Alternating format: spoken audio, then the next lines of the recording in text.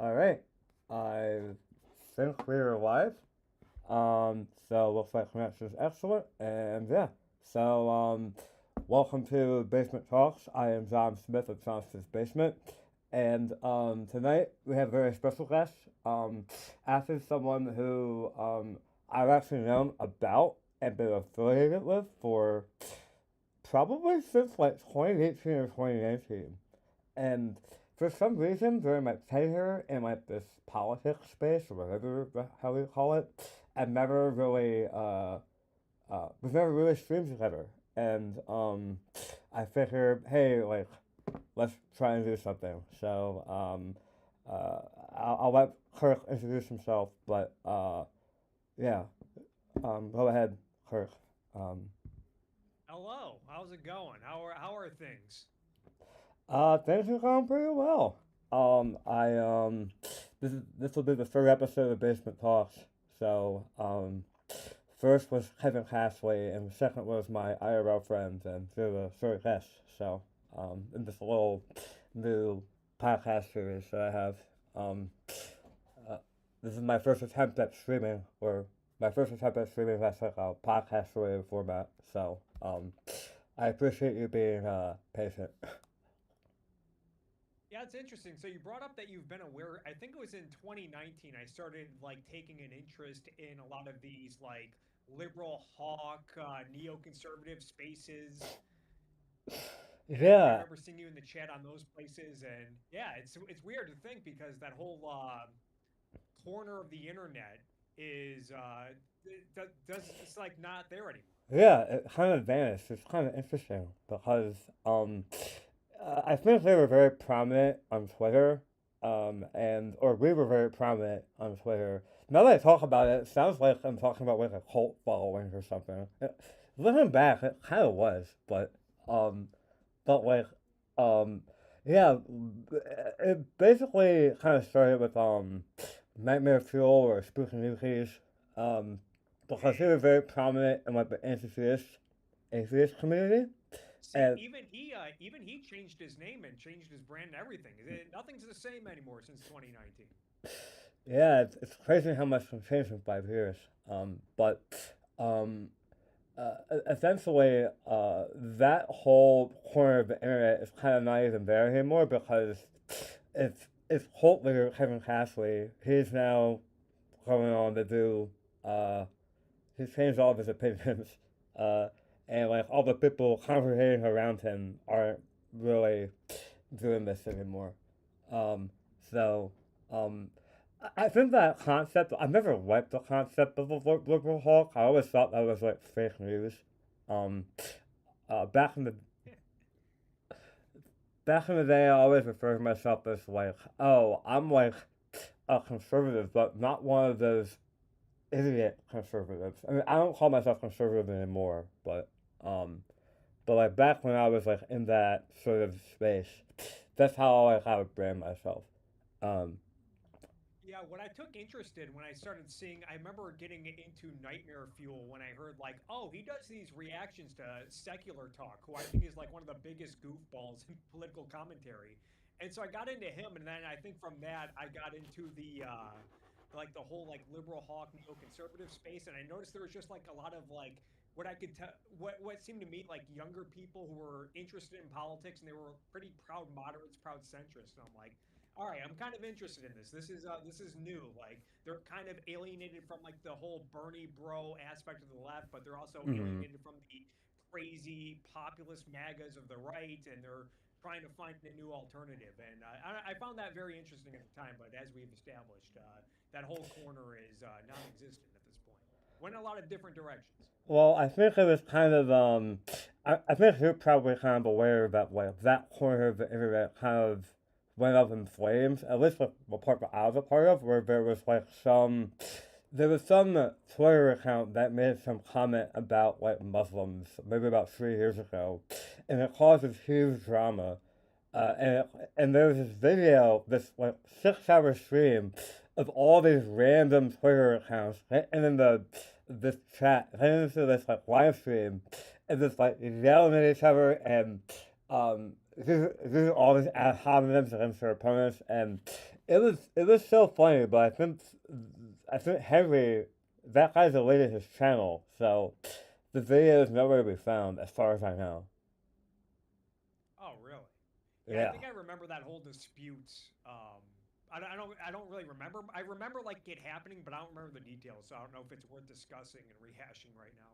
Honestly, man, like I think the the the details I most remember about that conflict was there was some Twitter account that made some comment about incendiary comment about Muslims, some like anti-theist account, and then the anti-theists were on this Twitter account side, and then like everyone opposing this Twitter account were like these I guess we would call them like a Christian nationalist type people, but they weren't like, but they're like neocon Christian nationalists, and they were pissed off at this person, so it causes huge turf war, and then Kevin lost like a lot of his support because of it, um, but um, but it was just some stupid drama that kind of Yeah. put these types of people kind of into the corners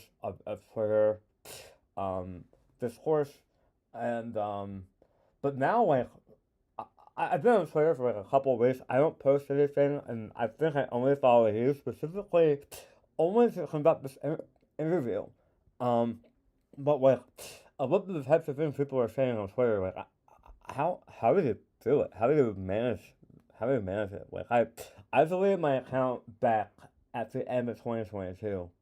Um, and like I deleted my account. I realized, wow, you know, I spent all this time in my life online, and now I suddenly have it back.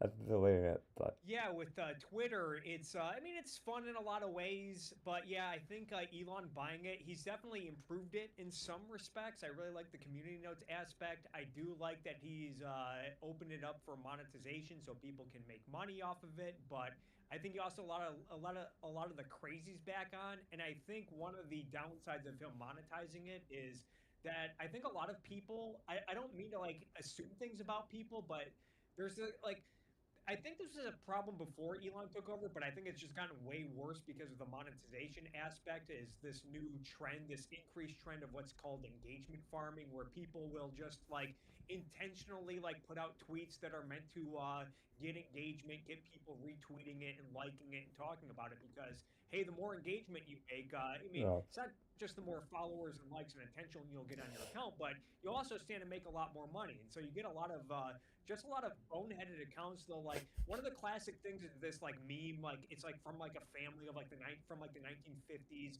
It's like, oh, back during these days, you could afford to raise a family of four and own an automobile and own a house and send your kids to college all on one income. And then they'll ask what happened. And it's like I don't know if they're really looking for truth or answers, but just trying to get everyone to retweet it and show up in the replies giving their own answer and whatnot because hey, that's more eyeballs, that's more engagement, that's more clicks, and ultimately more money. But yeah, yeah, other than that, that trend kind of annoys me.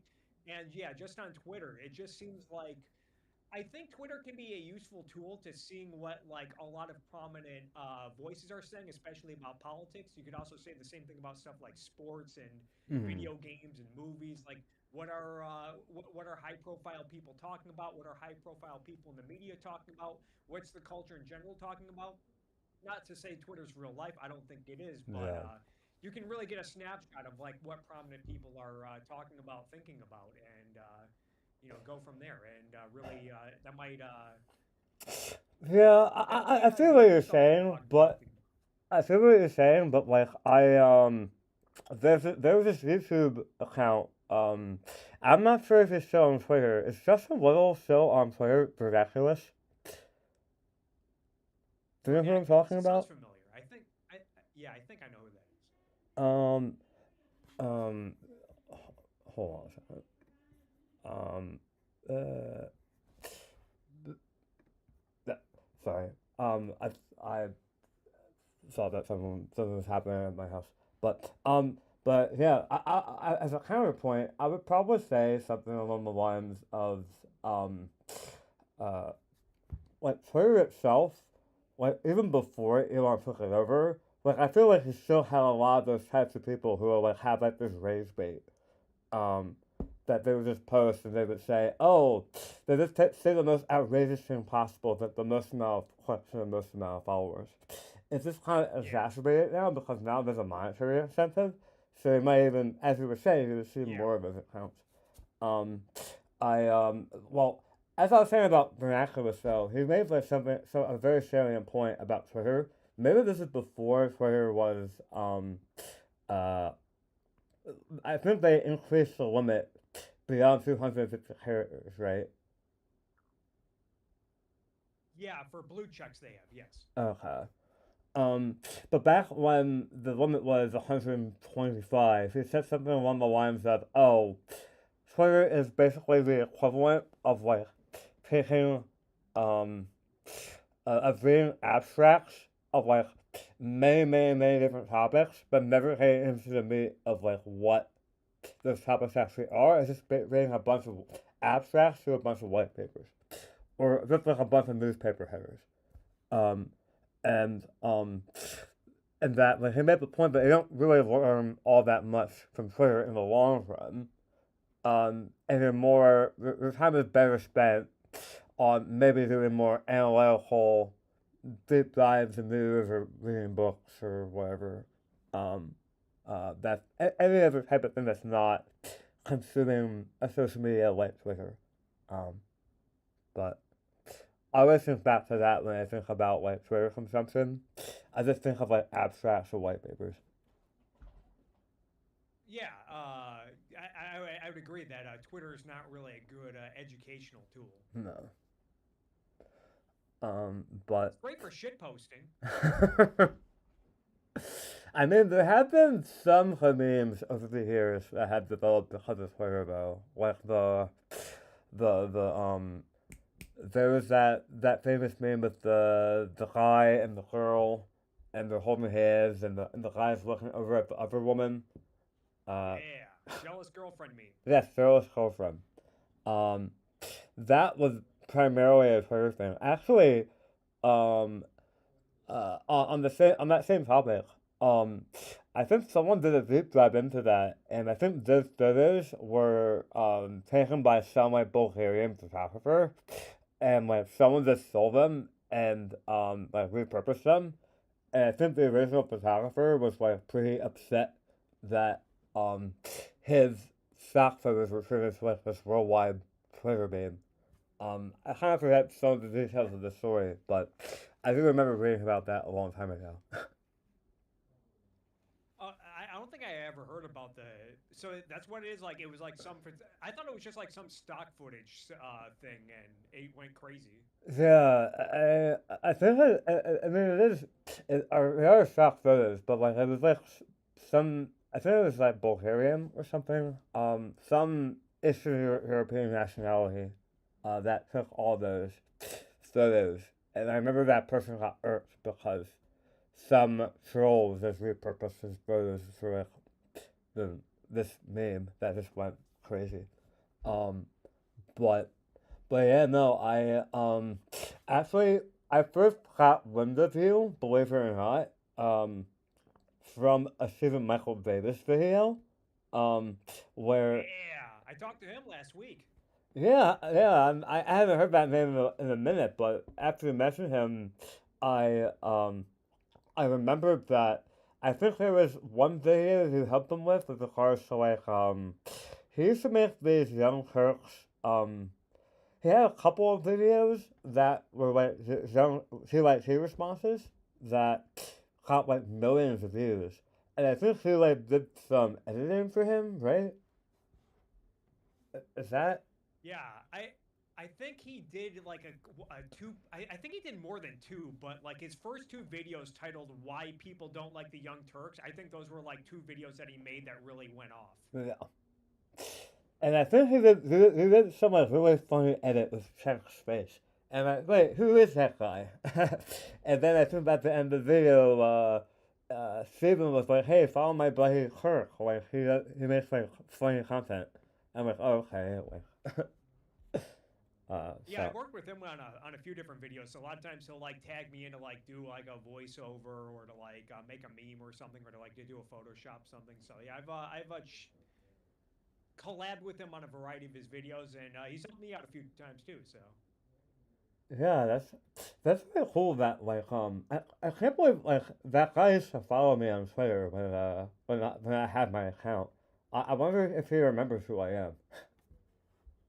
I guess I'll have to ask him. But I think he's been like in and out of Twitter too. Like he's known for like just dipping for a while and then he'll come back. And I think we Mm, talked about that last week when I talked to him. So go check out Stephen Michael Davis's channel if you want more on that topic. yeah, that's one thing I wanted to ask you actually was like it was really bizarre. Like a couple of years ago, I was on my YouTube feed, right? And one of your videos was recommended to me, and um, it was the first video on your channel actually, and you're interviewing the voice actor of Space Ghost, and I, George Lowe, yeah. yeah, and I was just like shocked. I was like, wait, and when you look at the video is like really old. It's like from 2004 or something. What 20 was years old, yeah. That was 20 years ago. it? Holy shit, man, you're old. I mean, people say I'm Almost old, old but enough to drink. yeah, but what were the circumstances that kind of like caught uh, were you just like going to like a Comic Con or something, and then you came across him, or like was it for a school project or? Yeah, a little bit of both. My buddy, I was in a video production class in high school, and my buddy had the idea of like doing a group project to go to the Motor City Comic Con. And he's like, "Hey, he knew I was like a big Adult Swim fan, and he's like, "Oh, we can go do interviews, and all we got to do is check out cameras and equipment, and then we can just go there and see if anyone's willing to talk to us." And that's what we did. If you watch the video, it turns out like one of the microphones that we checked out didn't work. There's a funny story behind that that George Lowe just really makes fun of. And I remember like being in the, I was like both starstruck and he's just taking over the interview and being like a real professional and being funny about it. And I was just laughing my ass off because I couldn't believe what was You going didn't on. tell that your But we laughter. talked to George Lowe, and then immediately after that, the Motor City Comic Con people came up and they said, "You're not allowed to talk to any of our guests here, so you need to stop doing what you're doing." And like that's basically the story behind that. That's amazing because mostly like I've seen people conduct interviews with like voice actors and like conventions and stuff, and usually it's just sort of like playing like, oh, like what's your favorite part of XCon, and oh, what's your favorite like who's the weirdest fan you've ever run into? Kind of like these sorts of questions, but like I don't think I've ever seen to this day like a celebrity interview at a convention like that, like as crazy as that one, because he literally just takes over the entire interview and like, does the talking for you. It's so amazing to see in action. Um, Yeah, he was great about it. And just to be full disclosure, I was totally unprepared for that. I probably should have wrote down some questions, and I just went in there like a bonehead and thought, "Oh, I could totally wing this."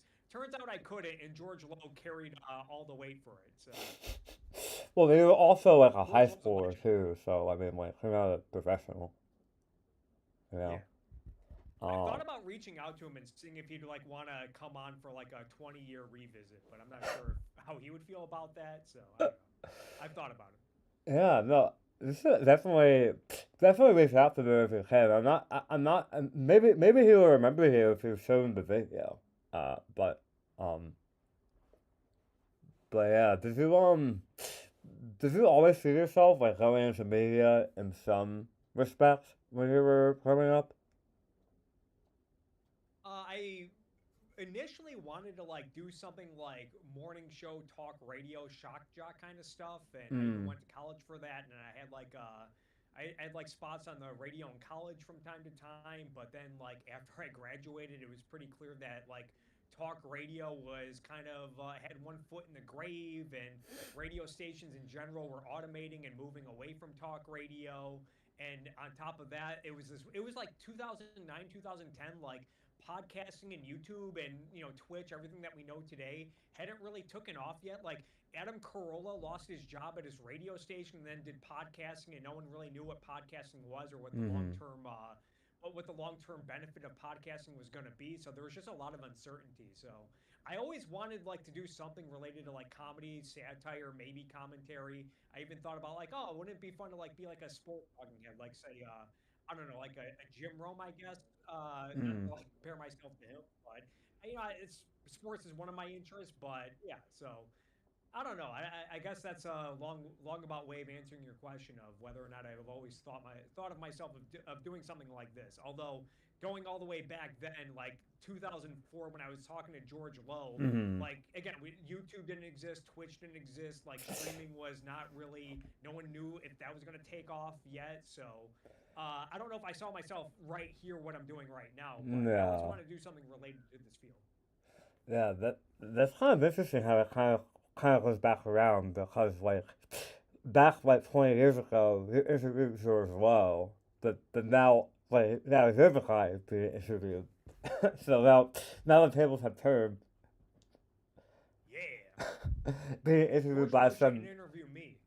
I by should be on Space Coast to Coast. That's what I would want. I would love to like be a guest on Space Coast to Coast. Unfortunately, it has not been on air in like 16 years. They should bring it back just for me. just for you. And reenact the scene where you ask George where you attempt to ask George Lowe questions and fail miserably.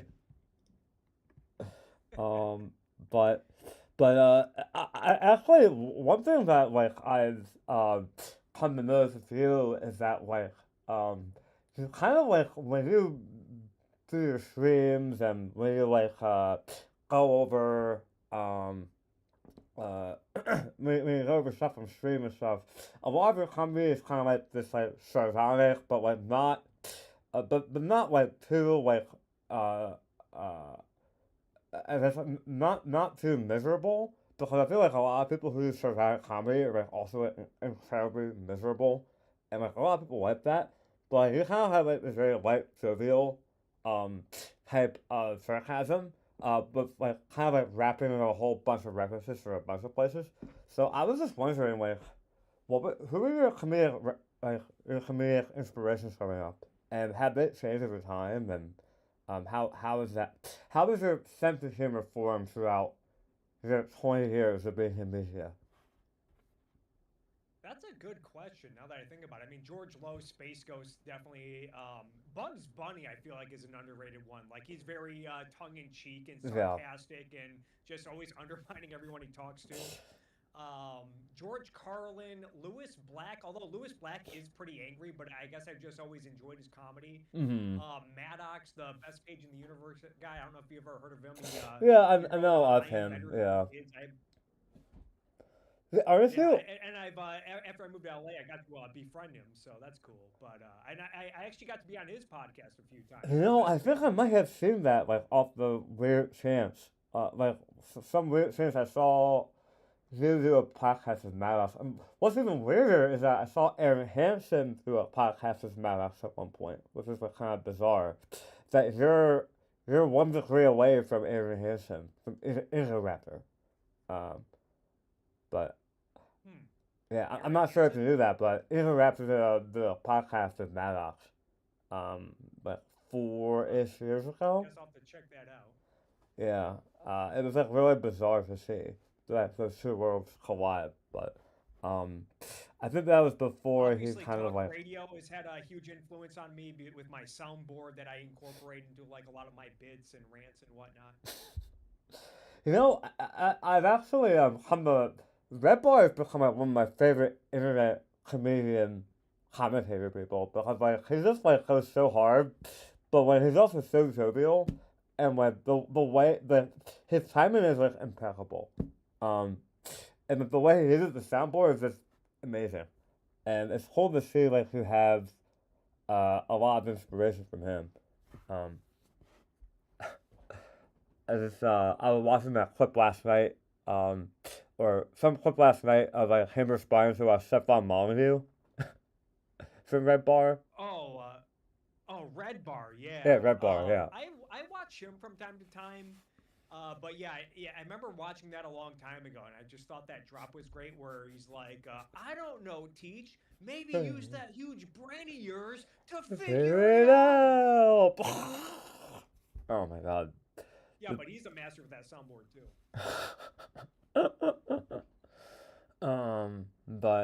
But yeah. Um, I'm also wondering like so now like if you're trying to get into comedy, but like when you were like really young, do you do like are you a comedian like by day or by night and like you kind of do the politics stuff as like an afterthought or is this like I actually don't know. Um, I was doing stand. I moved to LA to really try to go all in on stand up, at least to an extent. But after COVID and the lockdowns, and like I was like getting more and more into YouTube and streaming, and coming out of the lockdowns, like here in LA, like there weren't like it's just like, do I really want to like go like do mics and shows when there's only like half the room is filled and everyone's wearing a mask or whatever. Like even before COVID, like doing comedy was like really hard. And I mhm. thought, I feel like I'm going somewhere with YouTube and Twitch streaming. Maybe I should just try to focus all of my energy on that, and that's really what I've been doing for the last 3 to 4 years. Oh wow, I didn't even realize you like um the kind of he was doing Twitch and streaming full time. I had no idea. I thought you were because on your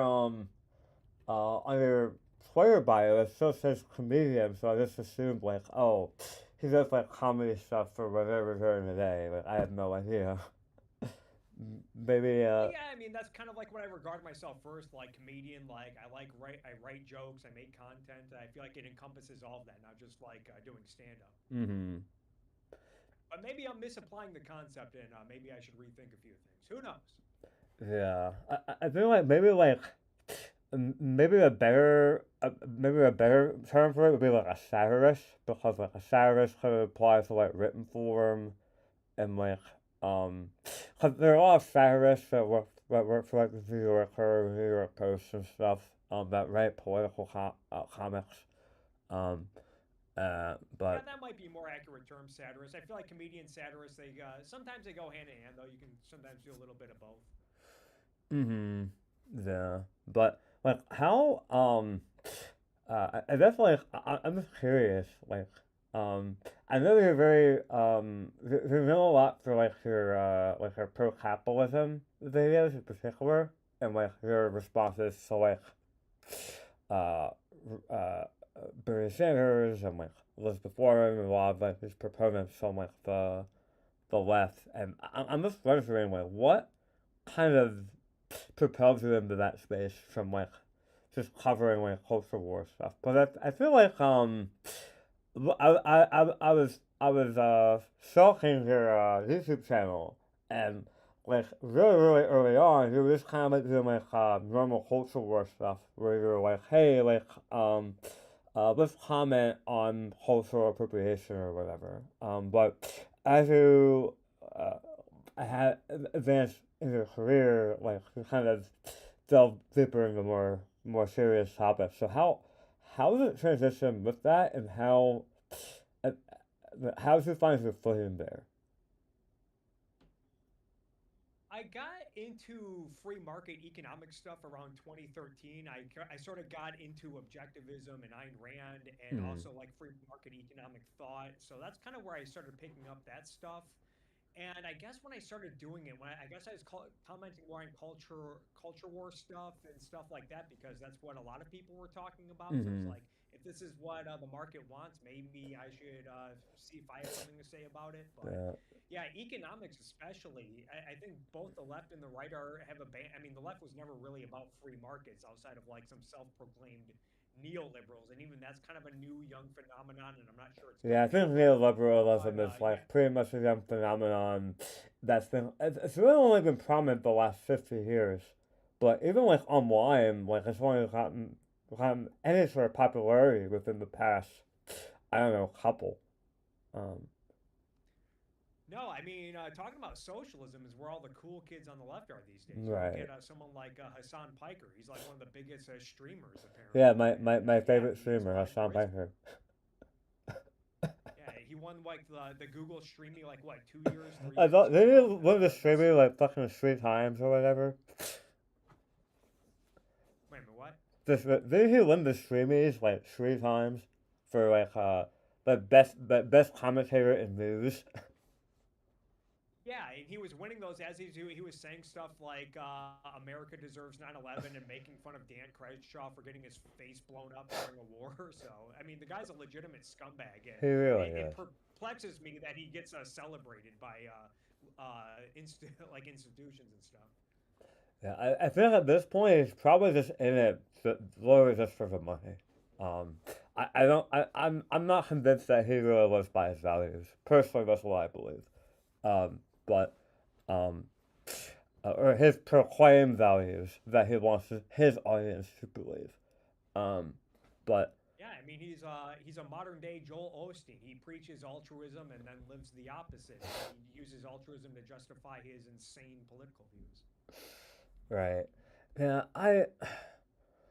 I feel like when I was kind of like in this YouTube space, I thought I was able to make some sort of impact because like so I'm not sure if you've ever seen any of my I think you might be subscribed to me, but back when I was making videos, I would respond to like uh I think I responded to Nazis, to leftists. I even responded to like a commentary channel once about specifically armed foreign policy. And I was like, hey, like, all these people like do not know the first thing about international relations with regards to the United States. I can make an impact there, and like no one watched the videos, and and then I sort of thought to myself, hey, like actually, there's one extra detail. That one video response I made to like this big commentary YouTuber. I think he was like he has like millions of subscribers. He said something like really awful about John McCain, I think it was, and I was defending him against that. And that video got like 5,000 views. It's my most viewed video. And if you look at the comments on that video, it's just a bunch of I assume children saying, "Oh, this is a bad video. This video is bad. This video is bad," and then no one was refuting my arguments. Um, and then I realized that hey, like maybe I shouldn't be making videos anymore if the primary audience is children. Um, and like, I guess I'm wondering like how do you make content that's not um oriented towards that? It might be a weird question, but like, is your audience like on the younger side or the older side? I'm just wondering. You say, wait a minute, did you say it's on the younger side or older side? Is your audience on the younger side or older side? I honestly don't know. Maybe that's maybe I need to pay more attention to that. It seems they're older or younger. Yeah, I but think they're usually between 20 and 40. My guess is. I can take a look right now. I guess. yeah, because I just know that this one video I made this. I feel like the presentation wasn't great, but my points were pretty good. Um, and like I swear to God, like I'm pretty sure everyone commenting on the video is below the age of 15. The response that I made. Um, I have It no way looks to like verify. over half of my audience over the last 28 days is 25 to 34, and 25% of my audience is younger than that. So yeah, Hmm. I'd say it's probably a little on the younger side. Yeah. I just asked because like 100% male. Man, I am a sausage fest. Look at that. yeah, no women allowed. No women allowed in social media. Everyone just wants to beat their wife. and Yeah, I and mean, I do tell occasionally women see, that the same. especially from the objectivist world, commenting on my videos. But yeah, I didn't know. I feel like Trump commenting on Ruth Bader Ginsburg, like, "Oh, it's the first time I'm hearing this. 100% male." I feel like recently though I feel like we've gotten a lot of shit on like from like your own commenters whenever you make a video criticizing a right. 'Cause I think a lot of your audience sort of skews that way. At least from what I can tell.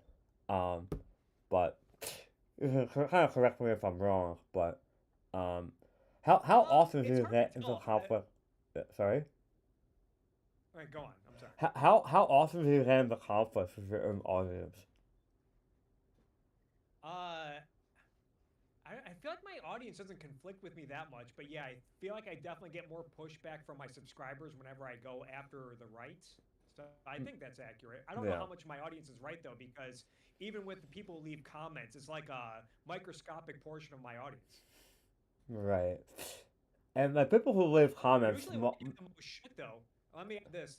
Usually, when I get the most shit, though, it's usually when I'm going after the left and people, especially when I went after the Gravel Institute. Like, I got thousands of video views on those videos, hundreds of comments, and it's a bunch of people. Like you said earlier, they don't argue with anything I said. They just call me names and stupid and all that stuff. And it's like, okay, the, your opinion is worthless. So yeah, like, they're probably under the age of 15. That's probably what it is. That's the assumption I made, and it's probably the right assumption because a lar- the largest audience to YouTube is children because they have the most time, right? Adults don't have as much time to watch YouTube unless they work at home or something. But um, and I just feel in general, not to God, I don't know if I should say this, but I feel like a lot of dumber people are more likely to voice their opinion on the internet. They're more likely to be vocal, whereas someone who might have a more sophisticated response that disagrees with me, they might not be as willing to type it out in a YouTube comment. Whereas, yeah, so or they'll make a 2 hour video essay on why Kirk Wilcox's video was bad. I think someone did that once, and I never bothered watching it. Do you know what this video it was in response to? I made a video talking about why I'm not a libertarian, and it was my reaction to the Libertarian Party getting taken over by the Mises Caucus. And then people started sending me this video, long video of someone I think from like that circle of the Libertarian Party reacting to it. I'm like, I don't know if this is worth my time. She can have the last word, whatever. That fucking Megan McArdle saying, "Oh, what is racism? What is bigotry? We don't know." It's like, come on, lady. Yeah. They're really playing that game. Because I think when the Mrs. Caucus took over, they canceled out the clause about like racism and like um anti-racism and like anti-transphobia or something, and and then Megan McArdle was like, "Oh, what is bigotry? We don't know what it is." Yeah. Well, I talk about that in the video. Yeah, no, I'm not surprised that some libertarian who's not well uh that's not well inducted into society would make something like that. Um, I was actually I was unfortunately reminded of like this I forget the name, but it was like there was this furry anarcho-capitalist YouTuber who um was accused of having cheese pizza. Do you know who I'm talking about? Oh man. Cheese pizza? Uh, child. I can't say the word, but PLRN. Here's a having that. Yeah, I'm not sure if I'm familiar with that. I'll just type it in our chat. Um,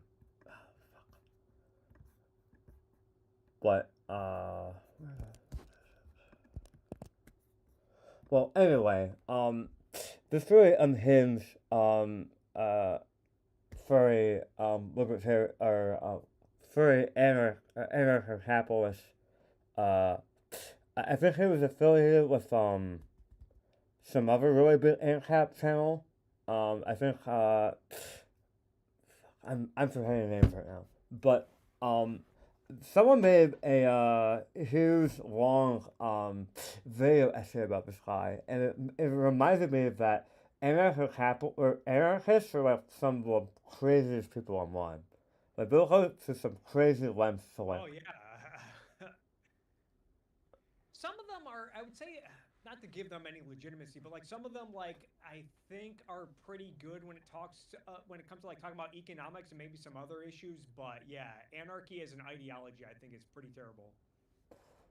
Yeah, I think there's just like a bunch of again children who are kind of misguided, and like uh maybe to stay in school a little bit longer before coming to conclusions about the world.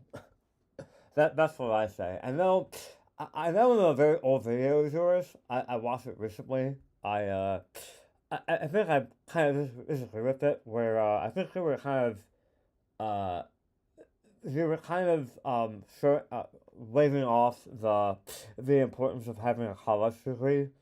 Um, and have your views changed on that at all? Because I feel like in that video you made it about like 7 or 8 years ago, and you were saying like, "Oh, get a job at one of Yeah. these instead." Um, but I'm just wondering, have your views I changed? don't remember that at all. I guess I'd have to rewatch it and rethink about it. I don't remember that. But yeah, I guess I'd have to watch it and rethink about it. I don't know. I'm at a loss for words. Yeah, no, because you made this video probably maybe in response to your own college degree, but when I think about like all the problems in political discourse nowadays, and I think it's just a lack of good education and like a lack of a foundation as to like what history books are being used and people actually paying attention in school. Um, maybe I'm just a little bit of a boomer for saying that, but um, I feel like people don't have a very thin foundation for uh, critical thinking, and people aren't taught critical thinking, so that when it comes to encountering real world issues, they kind of just look at streamers and they look at Twitter to give them the answer, and then they usually fall into one of those pockets, whatever they are. Um, I really My by overall view on college, though, I think there's this attitude, or at least there was. I know, like a lot of millennials were affected by this, is they were just kind yeah of told, "Oh, go to college, it'll be fun, and if you yeah get a college degree, it doesn't really matter what you study. Like you'll be more marketable, you'll make more money in the long run."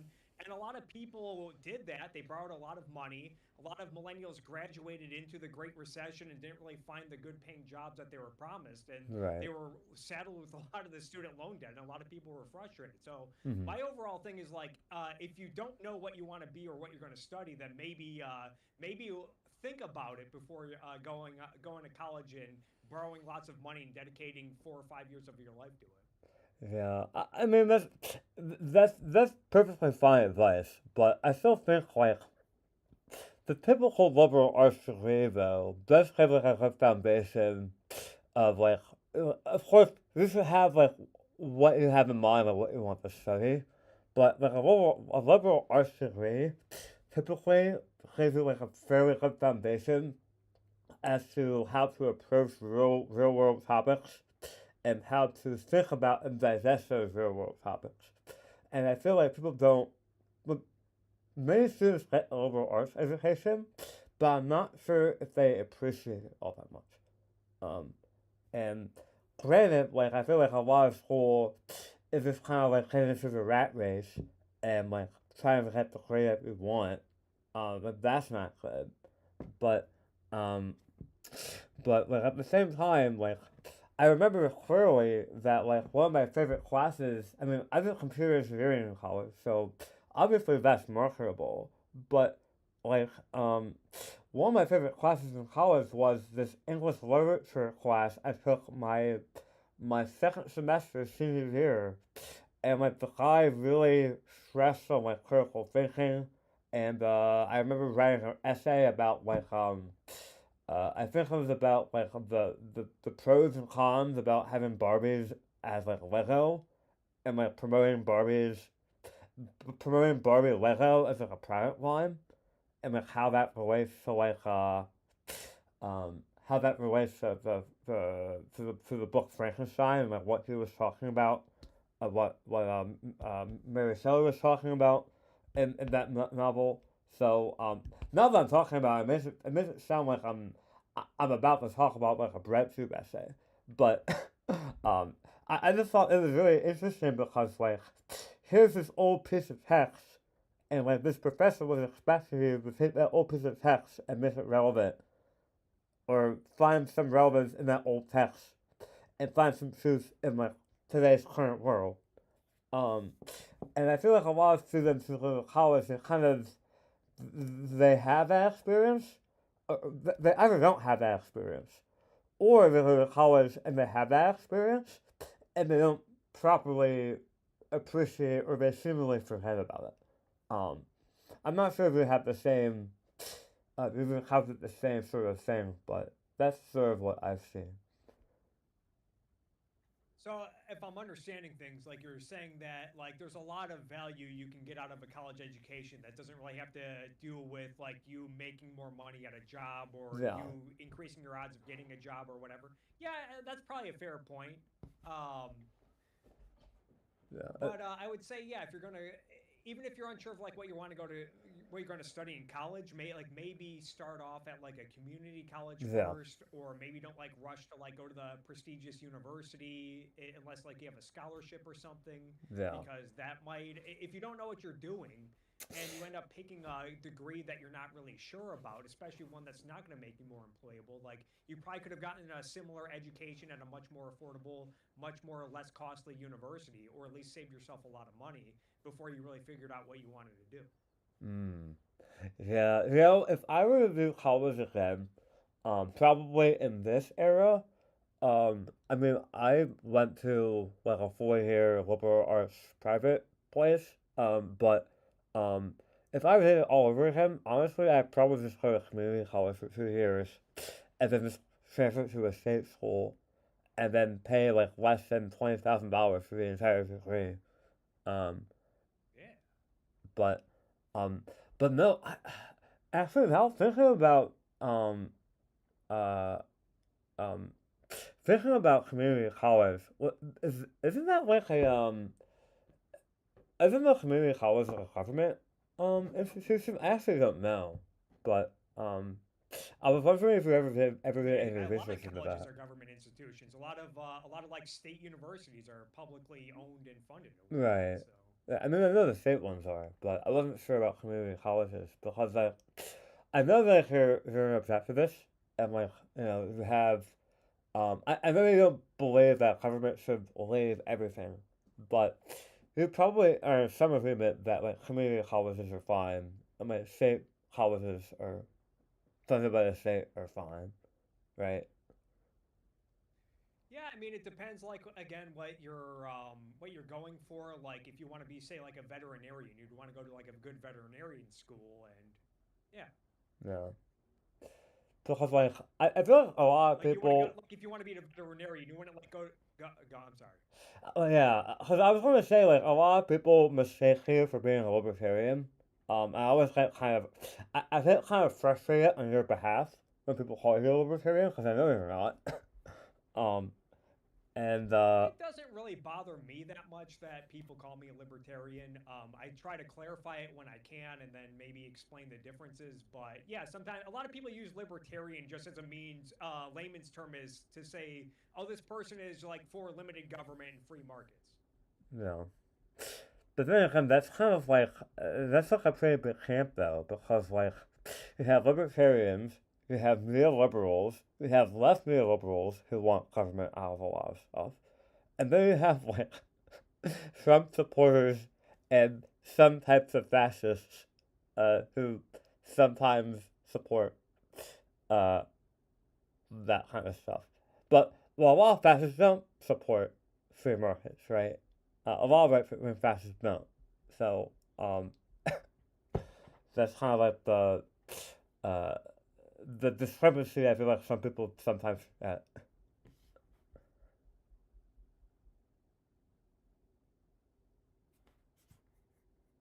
Wait, Kirk, are you speaking? Or Yeah.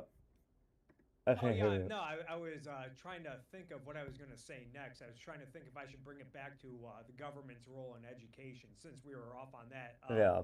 Yeah, I think government should not be involved in education.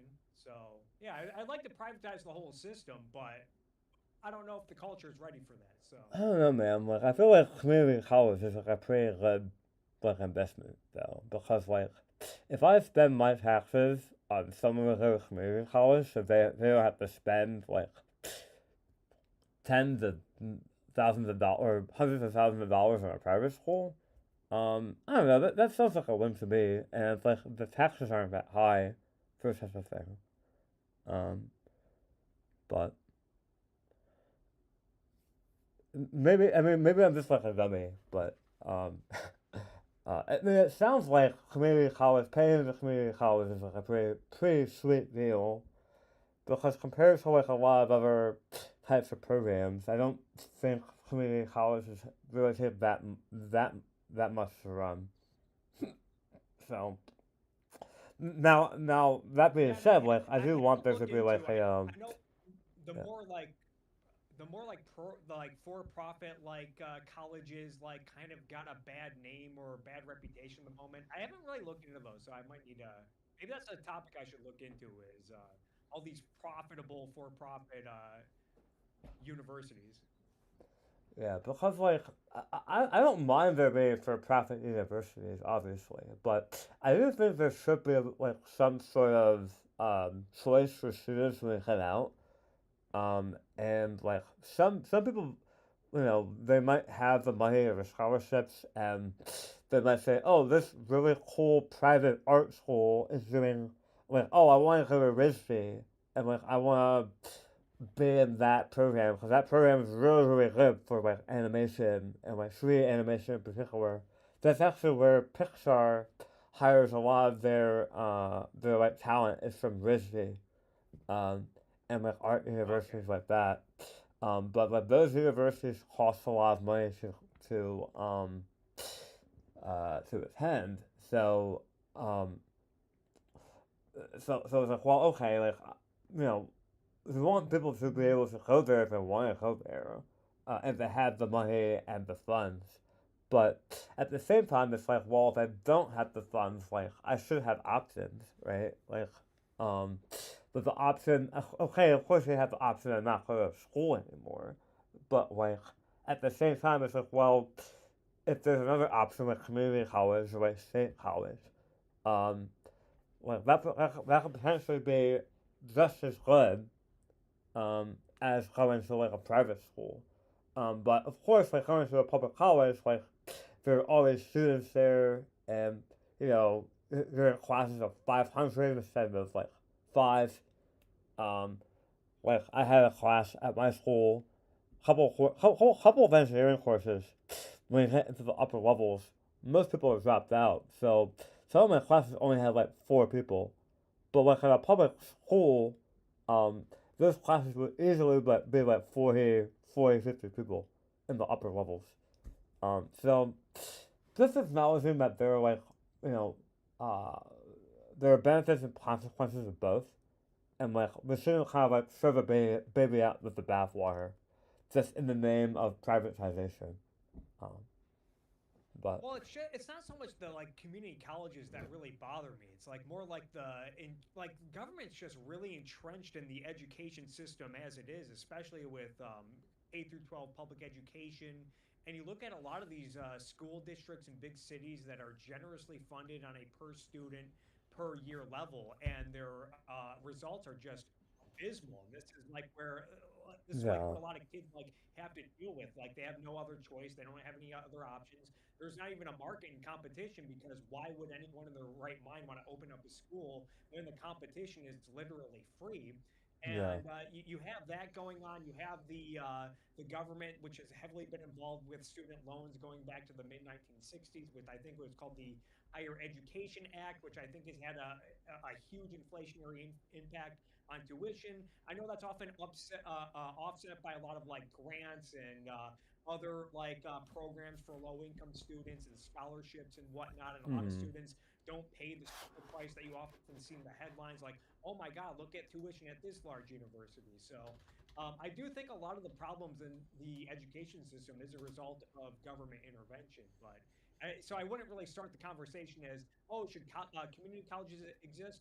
No, but I don't think that's like the biggest problem in the education system right now.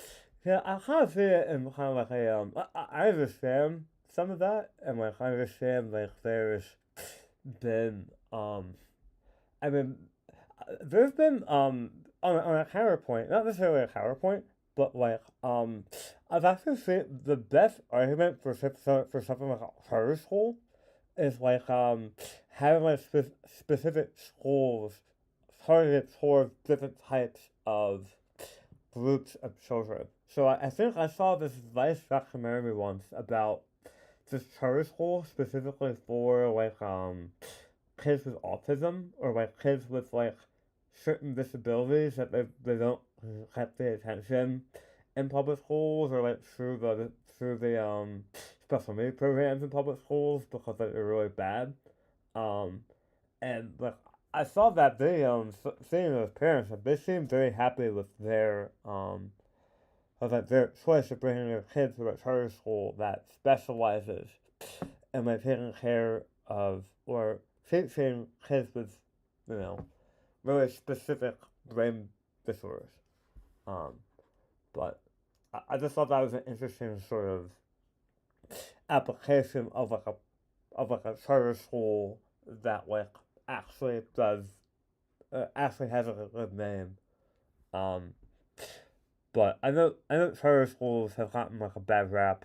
Um, and I think I sort of understand why, but um, I think there are some applications of the charter school that are actually very good, but um, but I don't know. I'm not too keen on um showing up the concept of of like a of like a community college, and I'm sure you aren't either, but um but and now that I think about it, like taking care of K through 12 education is probably more important than higher learning at this point anyway, because if people are failing out of school at like sixth grade, how can you expect them to be college educated?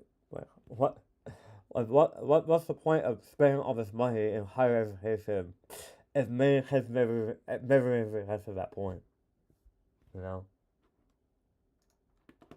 I mean, there's a book on this called, I think it's called The Beautiful Tree by James Tooley. I think that's the name of the author, and he talks about it. The book is about how he was like a large advocate for like going to a lot of these poorer, impoverished countries like India, China, communist China, not to be confused with the Republic of China, and countries in Africa. And he discovered that in India there was like a thriving underground private school system where because the public schools in countries like India, like only like the politically connected and the elites can get their kids in there, and like the poorer families just have nowhere to go. And so these like private schools where like it would cost I think like $1 or $2 a week to send your kids there like started to become successful. And in a lot of these cases, the students in these schools were outperforming their peers and the more relatively generously funded public schools in these countries. And he found yet similar results in China. I forget which countries he went to in Africa, but he found similar results there too. Hmm. Yeah, that's really interesting. I just like when it comes to impoverished countries, it feels like the free market has like a better chance there because there is no market. Because the governments are so like in such distress, like much more than ours, much more than ours will ever be. But um um but um but yeah, I would have to do more research on that myself. But um yeah, I don't know, but I'm sure I don't the know. I think that neoliberal I contingent on so I'm sure the neoliberal contingent on Twitter will have something to say about this. oh yeah. No, the neoliberals. I like the neoliberals because they're like the only contingent on the left that's pretty positive about stuff like like free markets. They don't have a negative view of business, but they don't go nearly as far as I would like. So Yeah, I feel like I, I at this point in my life I kind of just call myself a politically independent person. Like I kind of hate this idea of labels. I know a lot of people have been saying that lately. Um, and I've kind of always, in the back of my mind, even when I did call myself a conservative, like I always kind of like cringed at that. Like, oh, like conservative? Like, why am I calling myself this? Like, like why am I pigeonholing myself? Cause when I call myself conservative, looking back, like, um, uh, I feel like I was sort of expected to answer for all this stupid policy ideals. When like most of the time it was like, oh, they have like a strong stance of abortion, but like I didn't really have too much of an opinion on abortion at that time. So I was just kind of like, well, okay, like um why am I like responsible for like defending this? Um and then that's sort of when I realized like, hey, maybe I'm not a conservative. yeah, I feel like conservatism was never really properly defined. It is always kind of like a broad, vague concept about, oh, we just want to conserve like what modern America is with its modern constitution and its mixed economy and all that fun stuff. Right. It was always nebulous, And some, and maybe it was for a good reason, but and maybe that's why there were so many pockets of the right, is because like when people say conservative, it allows them to fit into any pocket they want. It's like, well, like um, if you're really pro free market, like there's a pocket for that. But like if you're really pro like military state, there's also a pocket for that. But like if you're also like a Christian nationalist, there's a huge pocket for that now. That's pretty much the Republican Party at this point. Um, but yeah, and one of the topics I'm starting to take interest in is neoconservatism and the neoconservative movement. And I think like during the Reagan years, he like had this like I think it was called like something like the the stool approach. Like you had three legs on the stool. You had like you had the moral majority religious conservatives. You had the more free market fiscal conservatives, and you had like the more hawkish neoconservative elements. And I mm, think under the Bush years, the more free market fiscal conservative wing just got wiped out, as well as the hawkish foreign policy wing. I think as a result of Bush's unpopular response to 9/11 and the financial crisis, which I think improperly got blamed on capitalism, but a lot of people do blame capitalism and greed on Wall Street and all that stuff for the right. financial crisis. Not to open that can of worms, but I think one of the consequences of that was the moral majority religious right kind of stayed around within the conservative movement in the Republican Party, and now a lot of other so-called conservatives, like the paleo conservatives, like the Pat Buchanan types, or people who are influenced by him, have been like trying to fill that void, and that's I think that kind of explains at least part of this whole MAGA phenomenon, and now this whole like new like hawkish on like immigration and wanting to build walls at the border and wanting to like kind of have more of an isolationist foreign policy. Yeah. I don't know. I feel like lots of times like um I try to just like separate myself from this like corner of just separate myself from uh current events and like I get myself to just read books. But then like I just kept stuck into the current events cycle and it's just um it's very annoying, but I'm looking for way. I mean, I kind of already have ways to like to focus my energy on that's not the news cycle. I feel like I've been getting a lot better at that over the years. Um, but like um, but I guess I was gonna ask you how you phase out of the news cycle. Um, but like but they do this as a career now. So I feel like if you phase out the current event cycle here, kind of missing out on like money and profit. Yeah, I haven't phased out, although I think about it all the time because it just, especially with this election coming up, 2024, we're getting a rematch between Biden and Trump. And it's like, I was hoping we'd at least have one different option this time. And now we have to like rehash this whole debate. Oh, Yeah, Biden versus Trump. It's like, we just had this debate like 4 years ago. Why are we doing this again? yeah. I think our priorities are just very have been very lopsided for a very long time, and I don't think anything's going to change. So, I mean, I'm gonna vote for my local, um, like Senate, and House, and state senator and stuff. Um, but I'm just very like disappointed at like the outcome on both sides. I know that kind of irritates people, but I am really irritated at like how how Trump being convicted of a crime somehow makes him a superhero. Like, no matter what you think about like how the decision was made, like the fact that people celebrate Donald Trump being convicted of a crime is just crazy to me. Yeah, that's something that's like just it's not so much like I mean, there's a lot to say about like Alvin Bragg and like whether or not this case was legitimate. You could say that Right. Trump technically broke the law, but whether or not that's something that's usually enforced, I think is also up for debate. I've seen a lot of liberals say like, "Oh, well, Alvin Bragg in the New York justice system, they have brought similar cases like this over the years, and I guess what's his face, John Edwards got brought up in similar charges like during the Obama years." I don't really know enough about that. Yeah. But at the same time, it's like you see a lot of people saying like, "Oh, the justice system is unfair," and so what if he's a convicted criminal? It's like a lot of these people like want to build walls and invest in like new immigration security just to prevent people from like sneaking in, which I think is typically like considered a misdemeanor and like a $600 fine, or it was like just 5 or 6 years ago. And like people are like, oh, clearly these people are criminals if they're breaking the law by entering illegally. It's like, yeah, but like, is that like that big of a crime? But then they'll bend over backwards to excuse Trump for being convicted of 34 felonies. It's like, Yeah, it's all really nuts to me. Um, yeah, I feel like the longer I stay on social media, the more likely my brain is going to break. And like I'm a cancer survivor, so my brain is already kind of broken. So not looking to break my brain anymore. did it have an impact on your brain?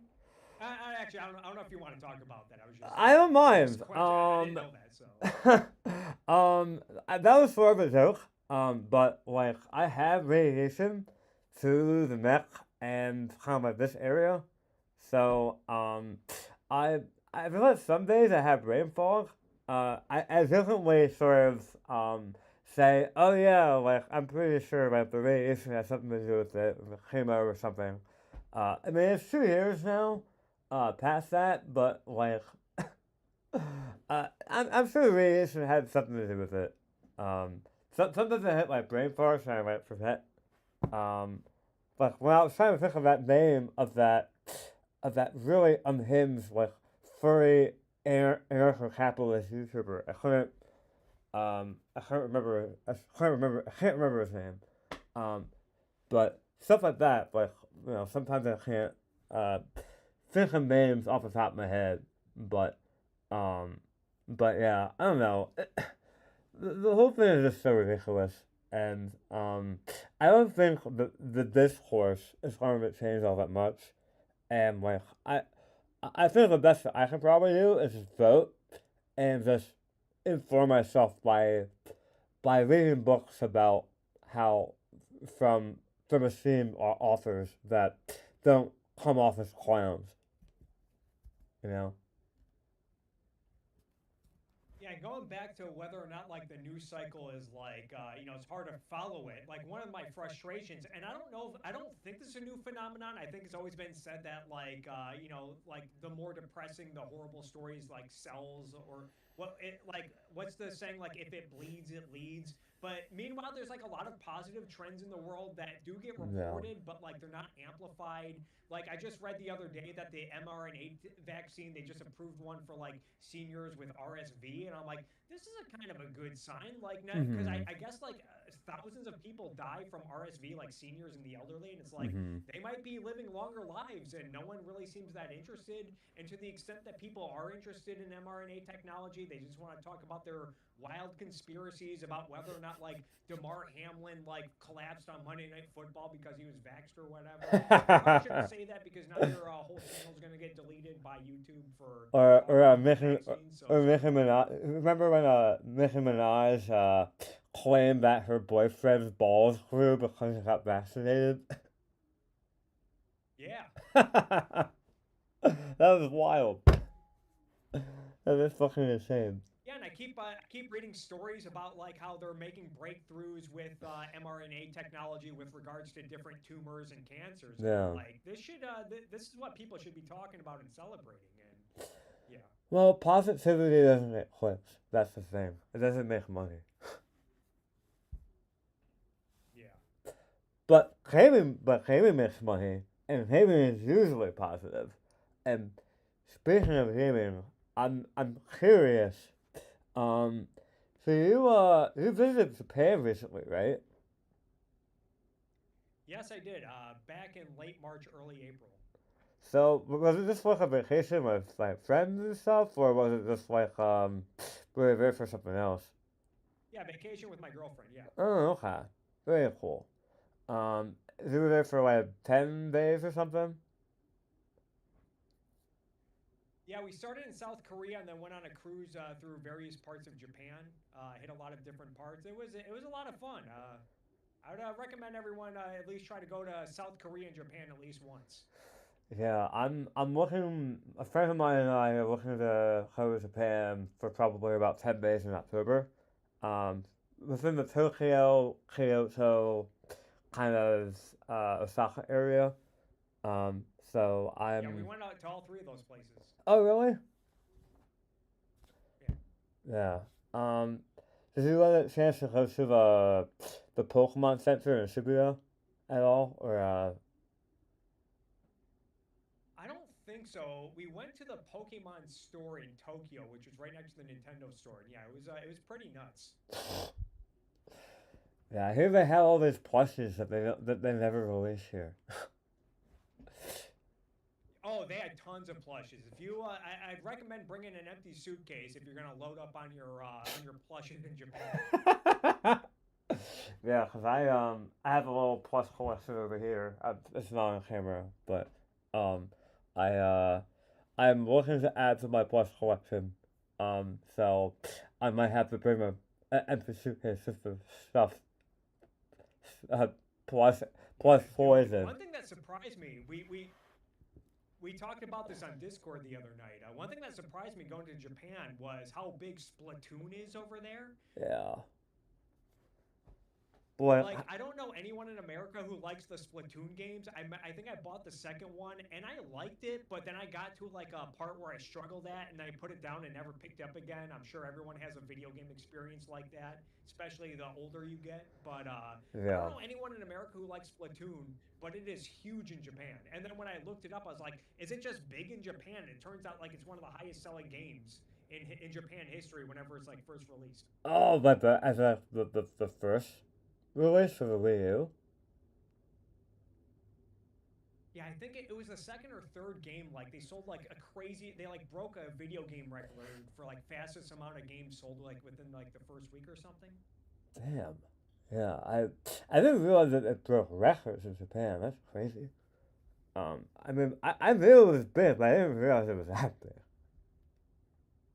Um, but like, I guess there was like a But yeah, if whole. you like you go to like stores in Japan, like you'll see like a store here or there they'll have like video game merchandise and stuff Mm, like that, and like all of them have Splatoon stuff. You'll see a lot of people wearing like Splatoon shirts. Like I'm like I've never seen anyone wear Splatoon shirts or hats or whatever in America, but apparently it's uh, big in Japan. you see them at like conventions, but they're not on the street. Like if you go to like an anime convention, you'll see people dressed up in Splatoon here, or someone with a Splatoon hat. Um, but nothing like nothing groundbreaking usually. But like, I guess like I'm also sort of wondering like what I'm guessing you were like a big Nintendo fan growing up. And like, did you play like any other consoles besides Nintendo consoles, or was it pretty much only Nintendo consoles?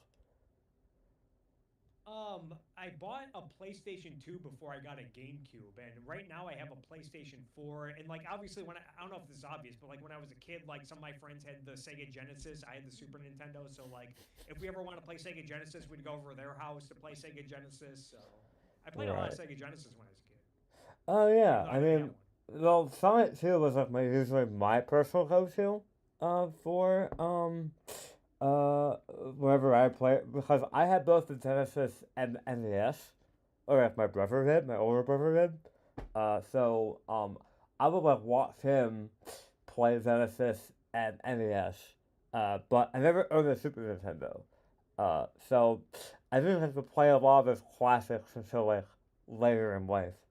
Um, but um, but yeah, so Yeah, that that's you. happened to me recently. A few years ago, I played Earthbound for the first time, and it was Oh, awesome because I'd never played it before. But it was also like very nostalgic. I'm like, wow, it's like I'm playing the Super Nintendo as a kid, like again, and I'm playing the newest game on the Super Nintendo, a game I'm not familiar with at all, aside from like seeing it referenced in like Smash Brothers. yeah, you're reliving your childhood, the childhood you never had. But actually, I saw an interesting video about Earthbound. Actually, do you know who JJ McCullough is? Oh yeah, he's great. Yeah, I love that guy. He's like one of my favorite YouTubers, and like he made this very controversial video about Earthbound, about like how it actually wasn't a parody on American culture. Did you see that video of I his? have not, but now I'm definitely gonna watch it sometime this week. Yeah, because like um I'm actually I'm on the fence about it because like in Earthbound there are clearly references to like American culture. But I'm not sure if it's like a satire of American culture. Because like you have like the coast looking people, like the kind of people say it, they say they parody like they're sort of like a satire of the Ku Klux Klan. Um, but Yeah. like I think he was making the argument that like they weren't really, and they were really some like they were making some fun of some religious organization in Japan because like Japan has this weird phenomenon where sometimes they'll have like their society is like, very secular, but for the most part. But in the past, they've had these like very weird religious organizations where like people at the head of them like will think like they're like the Messiah and that they're like interacting with God, um, and but they're not like Christian based. They're kind of like Scientology based. Well, not like Scientology based, but they're it is sort of like they kind of create like cult followings of themselves, and they turn it into a religion. Um, and I think he was saying that the KKK lookalikes in Earthbound were making fun of those people. Um, but people in the comments disagreed. But I feel like that video is super cool. I My impression of that, it's like they're like the happy blue like yes, cult. I got the impression that the hoods were kind of borrowed from the Klan, but overall it was just a satirization in general of like cults that will say like, oh, if you go along with whatever they say, you'll be happy or whatever, yes. and then they happen to take over entire towns and turn everything to shit. My favorite part of Earthbound is when Ness eats the cake and then he like trips some acid. Yeah. Yeah, I the game, it's funny. It has a lot of charm. It's obviously throwback 16-bit graphics. The music is great in that game. yeah. The story is compelling. There's a lot to like about Earthbound. I recently I'm not sure so I attended MacFest about 6 months ago. I'm not sure you know about MacFest, but MacFest is like a music and gaming convention that happens around Washington Yeah, D.C. every year. yeah. But would totally recommend it if you ever want to visit this side of the world.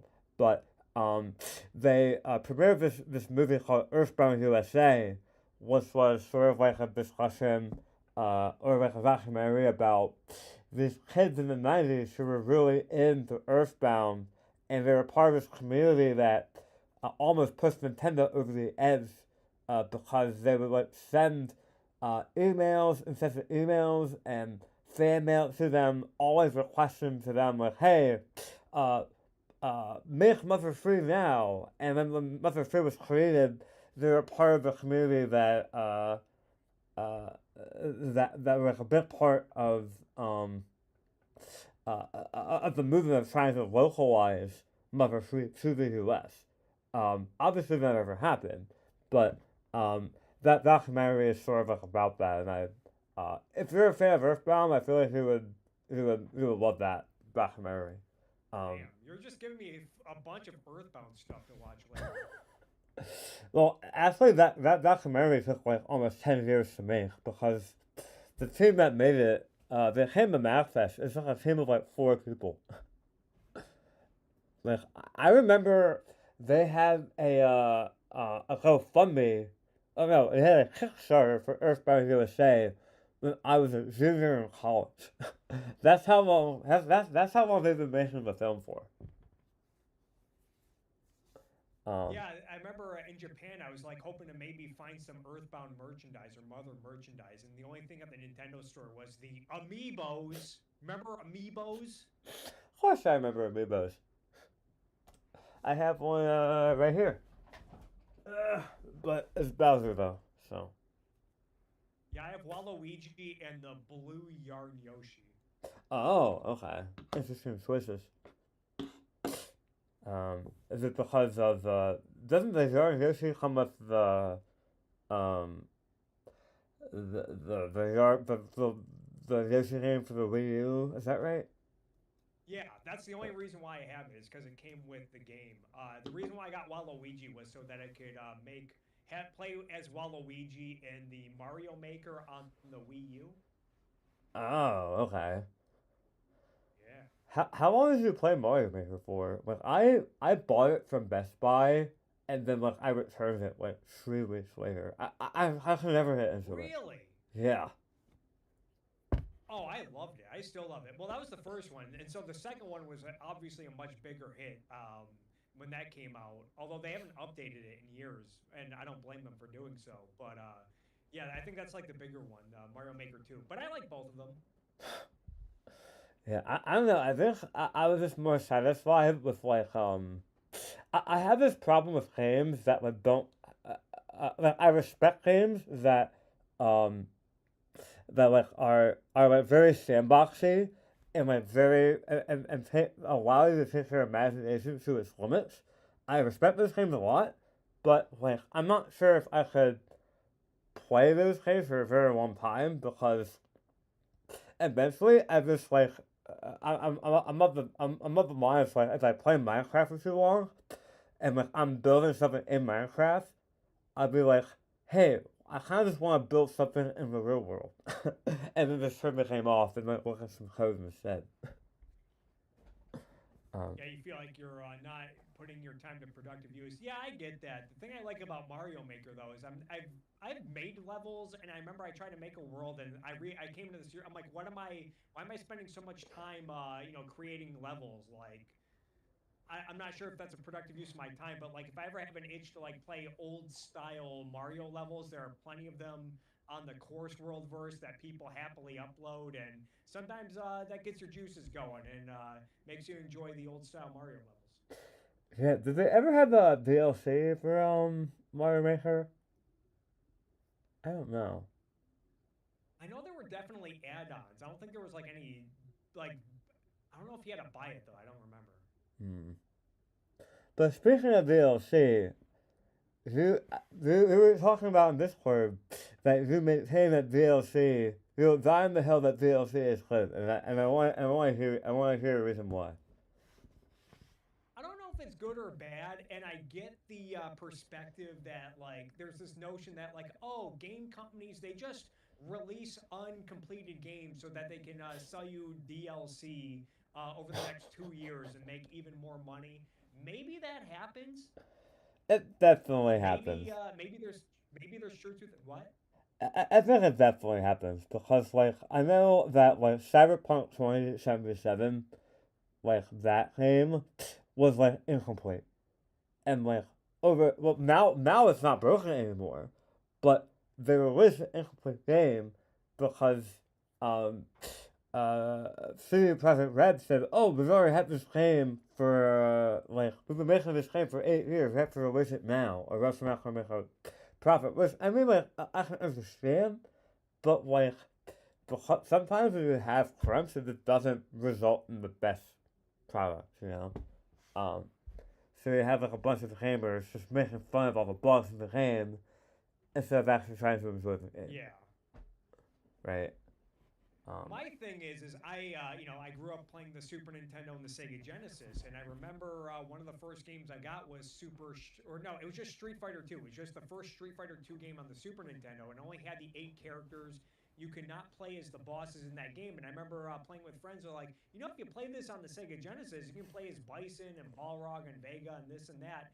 Well, about a year later, they ended up releasing Street Fighter 2 Turbo, which did have the bosses, and you could play as Balrog and Vega right? Yeah. and Bison. And then a year after that, they released another version, Super Street Fighter 2, where they had four more characters. But it's like every time you wanted more characters, you'd have to buy a completely new game for $50 or $60. You had the same problem with the Mortal Kombat games, and now now from what I can tell, it's like they don't have to release a new game. You don't have to go out and spend $50 to $60. Like if they release a new character, Yeah. you can just spend $5, $10, however much it costs. I know this is a thing on the Mortal Kombat 11. I was able to get the Terminator, Rambo, RoboCop. I think for like $5 to $10 a pop or whatever. So I didn't have Hmm. to go out and spend $60 on a new Mortal Kombat game just so that I could enjoy a few more characters. That's a really interesting perspective because like um now thinking back like with Smash, Smash had the fighter packs.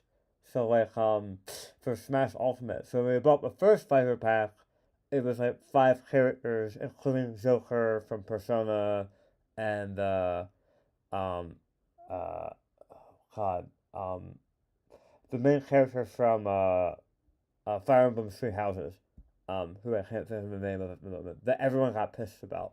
Um, so, when you were able to pick and choose which characters you bought, um, I feel like with with DLC, sometimes um, doesn't really deliver as promised. Where like um, I know that Breath of the Wild Zelda had a DLC, and like I think people ended up paying like $30 to $50 for that, and it was just like 4 or 5 hours of content. um, Oh no. yeah. So Yeah, so I guess I would say I'm neutral on it, but like I think the hate is I guess a little overblown, but I guess in the context you mentioned, maybe it was a legitimate gripes. yeah, yeah. I don't know. The thing you mentioned about like Street Fighter though is a really good point because like if you look into the past, right? Like people when they created games and they shipped a game out the door, like they they weren't gonna change the code anymore. Like no other lines of code were written whenever new games were released, and if they didn't need to release, if they needed to fix bugs, usually they would do it in like they would if it released in Japan first, they would fix the bugs for the American release. Um, I think this sort of happened with Melee actually. I think the Japanese version has a couple of bugs that were fixed for the American release, and then the American release has some bugs that were fixed in the European release. Um, so actually, speaking of bugs, though, sorry to rant about this, but I just thought it was so funny. Are you familiar with the bug, like the infamous bug in Pokemon Ruby and Sapphire, with like the clock? I am not. Okay, so there's this very infamous bug with Ruby and Sapphire that like apparently the clock for the game wasn't programmed correctly. So like whenever you try to in Pokemon Ruby and Sapphire, if you try to grow berries and berry trees, usually there's an internal clock. So the berries will grow if like if you wait like a day and then you come back, oh my berries are there. But so the internal clock then, I think it was something like it didn't go past like 365 days or something. Uh, so that the timer was always at reset, and like in some cases the berries would never grow. So what Oh ended up wow. happening was because of this bug, um, a lot of people got angry, and Nintendo actually had to uh, have like a recall of all the Ruby and Sapphire cartridges that had this bug, Wow. and then change the code for every single one of them, and then ship them back, ship the cartridges back, right? But, Wow. yeah, That sounds like a nightmare. yeah. No, it just brings into like it just gives you like a whole new perspective. Like, um, everything is just so much better with like having like that. Everyone bitches about the first day pass. Like, oh, where's my first day pass, bro? Like, where's my first day pass? It's gonna fix all the bugs. People will always bitch about it, but if you think about it, it's kind of a godsend.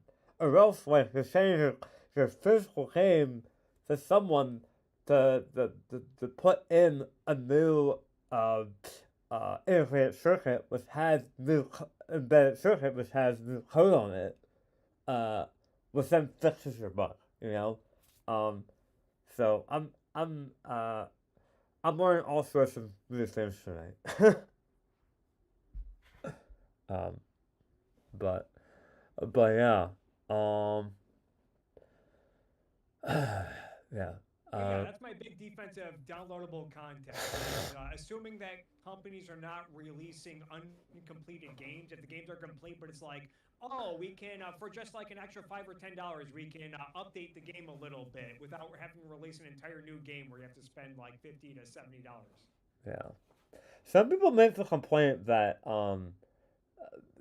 Zelda Tears of the Kingdom was this Breath of the Wild DLC.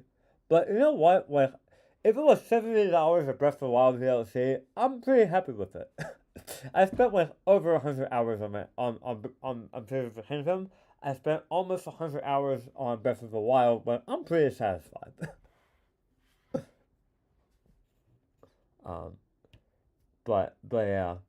Um, I'm not sure if we want to claim the copyright or not, but I feel like the copyright discussion is like super interesting because like a couple of years ago, maybe like 7 or 8 years ago, Nintendo was very like notorious for coming around and shutting down a bunch of fan projects. Did you hear about this? I think I've heard bits and pieces about it. I never really got too into the topic though. Okay, because like I think someone made like a Metroid 2 remake, like a fan remake, and then Nintendo um uh sent like a cease and desist letter against them. But and then they made them shut down the game, but um shut down the project. But I don't know. I feel like I mean, I believe that if you own a copyright, like you should you reserve the right uh to exercise the copyright how you want, and that seems fair. But some copyright holders are dickheads. Um, for that particular, yeah, Yeah, Yeah, with the copyright topic, you got to get into like sometimes you got to separate the legal from the ethical. Like, is this a good decision on Nintendo's end? Maybe it doesn't really have to do much with business. Maybe you could argue that them like hardcore enforcing their copyrights, they're just trying to protect their intellectual property from like being smeared or mm, degraded or whatever. I'm not sure how true that is, but I know that's like a common like defense of these kind of tactics. But yeah. it's like even if they have the right to do this, like is it good for their fans? And Nintendo just has a history of like doing a lot of like questionable moves where they're like trying to save a few pennies, but it might be costing them customers in the long run. Yeah. I feel like though, like with the case of Metroid Two, I think they were kind of justified for that because they released their own version of Metroid Two for the 3DS right after they shut that project down. Um, so like that actually made sense because they wanted to make money on their, you know, their new 3DS game that was just a port of Metroid Two. Um, it was a quick port, right? But like, that made sense for them. But other things just like back in the day, Nintendo used to be really really strict about streaming and copyright with streaming, and I know a lot of people justifiably got really angry at Nintendo for that. Yeah, You know, but Nintendo for the longest yeah, I think time I've heard had about that before. That they're anal about people like streaming their content and whatnot. I don't think that's the case anymore. Probably like their PR team is much better now. Um, and they understand what streaming is. Um, I think that was an inevitability just because of the way that streaming sort of has developed over the years. Um, but um, but yeah, I know for a long time we were like in the early 2010s, they were like very, very anal. Like, well, if you do not own this game, uh, we're gonna like um, copyright strike your Twitch channel into oblivion, and then he won't be able to stream anymore. Yeah, I think this was they've been doing this for a long time too. I think they when the Game Genie came out, like they tried to like file copyright. I don't know if it was copyright. I think it was though.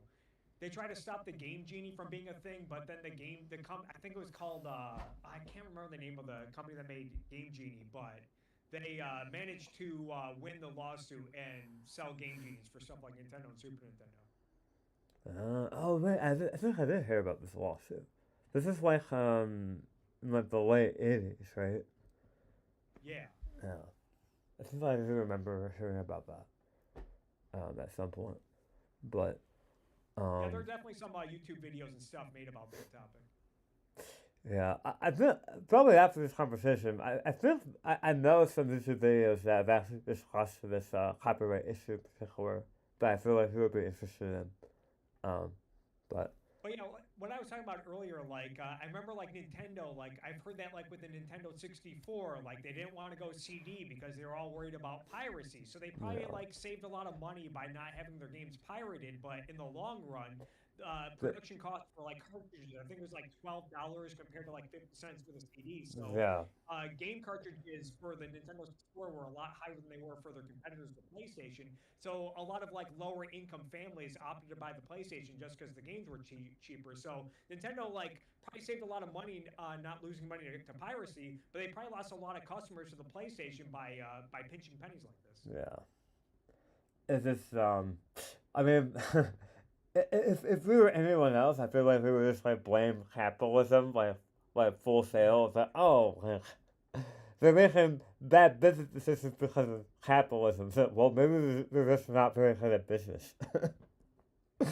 Yeah, it's Schrodinger's anti-capitalist. If a business does good, it's because they're greedy and they're exploiting customers and workers and whatnot. If a business is failing, well, capitalism doesn't work. Same as Right, they can never be wrong. I think they Uh, had a similar problem with the GameCube. Didn't they like do like the mini discs? Because like, oh well, no one can pirate this. Who's going to pirate right. a mini disc? There's not even a market for mini discs. Also, we're not going to have a DVD viewer on our GameCube. But then a lot of people ended up buying the PS2 because oh, it doubles as a The DVD DVD player. player, right? Well, actually, there was a version of the GameCube that was made by a third party company. I think it was made by Panasonic they made a version of the GameCube that could play GameCube games and could also play DVDs. Um, which is like really bizarre. But it was never released in the U.S. and it wasn't mass produced, obviously. So I'm pretty sure if you try to buy that thing, it's like really costly. You ever play these like these new like third party they usually like make like new like Super Nintendo ports and Nintendo 64 ports and like Sega Genesis ports where you can plug in a cartridge and play it? Oh, like the Retron 5 and stuff. Yeah, I've Yeah, aren't a lot of those just total dog shit? some of them are really good. Some of them are just kind of like, but like, actually it's super cool because like, the Retron 5, I know, you can put in a cartridge and you can put in an SD card and you can play it like it's like a S. It's operating on actual hardware, um, but it sort of acts like an emulator. So it has all the same features as Yeah. an emulator. So it has like save states, it has cheats, it has like a whole bunch of other shit. Um, that so like, I'm not sure of other products like the Restaurant Five. But another Restaurant Five in particular, I've heard. I mean, my friend has it. He really likes it. But some of them are like very costly though. So I'm it's fair to be skeptical of those types of products. Yeah, I remember I got two. Well, actually, I have technically three of them that I've all gotten from gifts from different people. I have a portable Super Nintendo. That one's good. But then I got a Sega Genesis, like one of the ones that you buy from the drugstore, and like the audio quality is just noticeably terrible. And then my buddy, before he moved out of California, he gave me like one of those. I think it might be the Retron 5, where you have all the different decks, and it technically like downloads the cartridge into the computer. And whenever I play those, like there's like a noticeable lag from when I press the button and I see it on the like the action on the TV. Yeah. So No, I know what you're talking about. There might be like a. It sounds like there's like an input delay. Maybe it's like it's something with the television, but I'm assuming it's not because I'm assuming you're trying on multiple televisions and like yeah, at the same delay. Yeah, like these are junk. no, I've heard very good things about the Retron Five, but it's right to be skeptical of that that type of hardware. Because it is sort of like um, I feel like recently they've been making a lot of like progress with those types of things. Um, because now they're making like general purpose. Um, and back in the day when they were making like Super NES surgical ways, they would make like circuits that are specifically targeted towards um that were like, built that were like, emulating the SNES, but a lot of like new retro systems are now being built using FPGAs, which is more of a generalized way of like creating circuits, basically. Um, so with FPGAs, um, they actually have been making a lot of advances where they've been able to emulate the hardware a lot more closely than ever before. Um, so but yeah, that sort of stuff is pretty interesting to me. But I understand why you're skeptical, especially if the audio is For shit. sure. Like,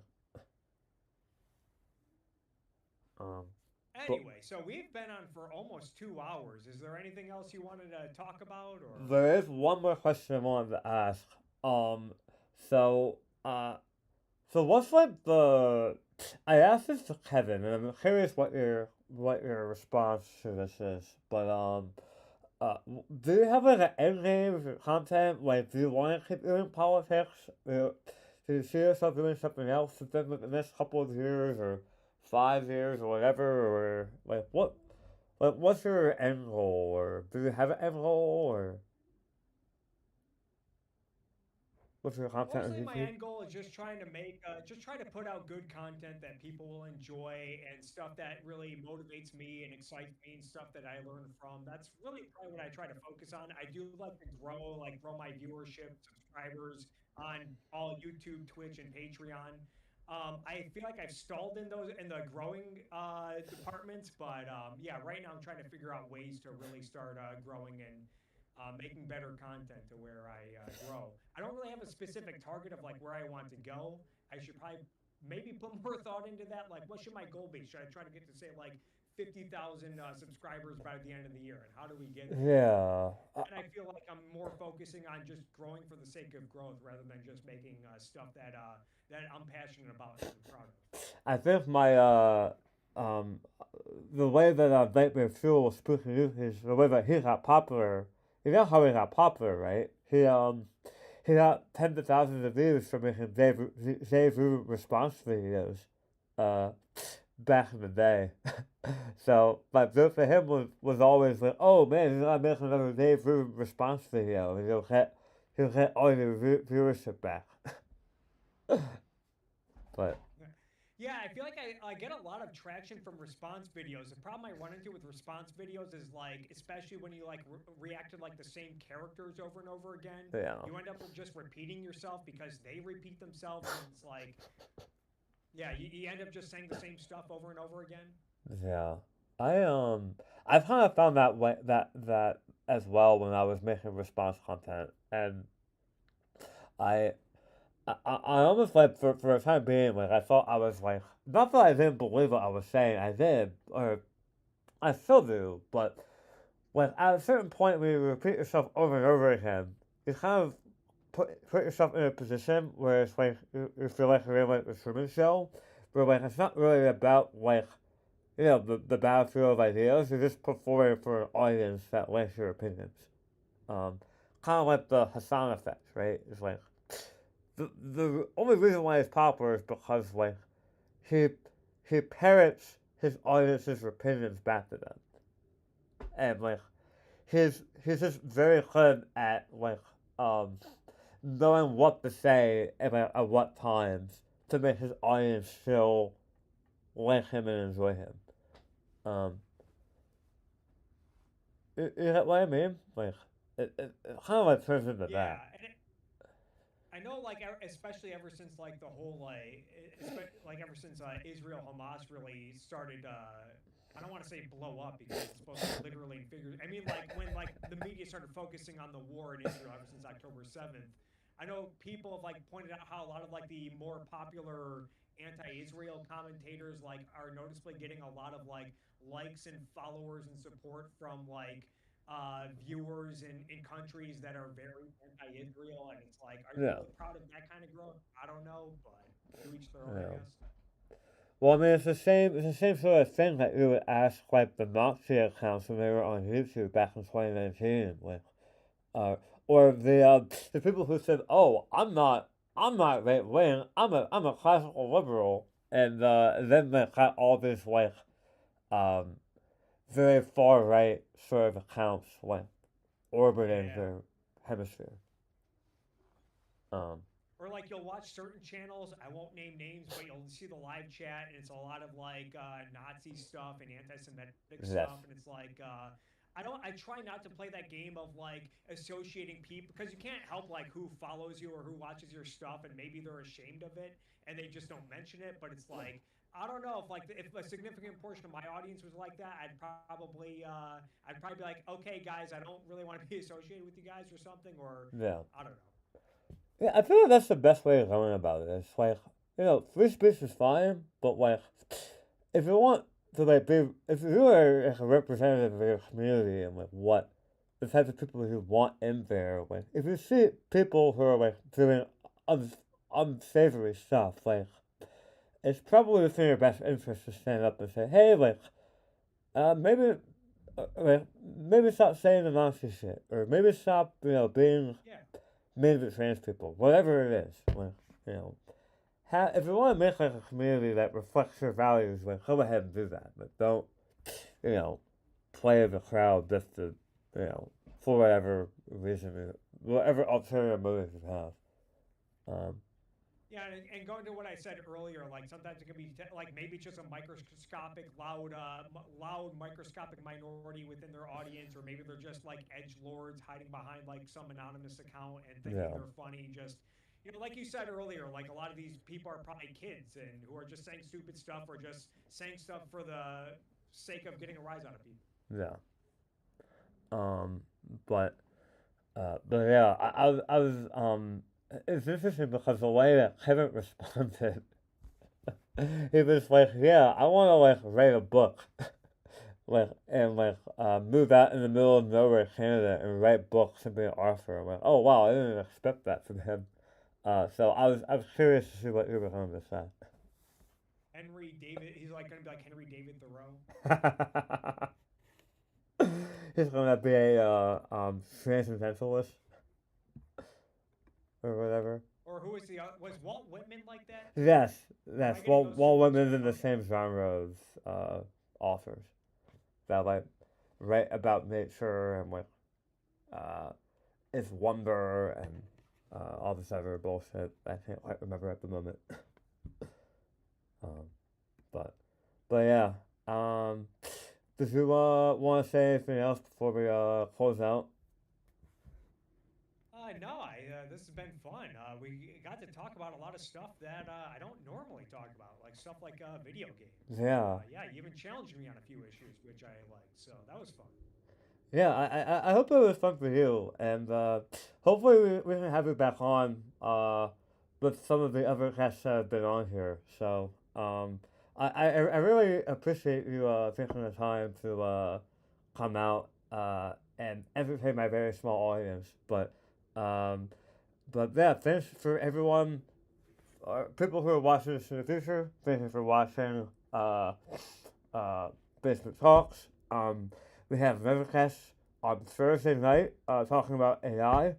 So that's been very exciting. Um, and yeah, so follow the podcast on YouTube and see you on Thursday evening. And we're signing out for tonight. So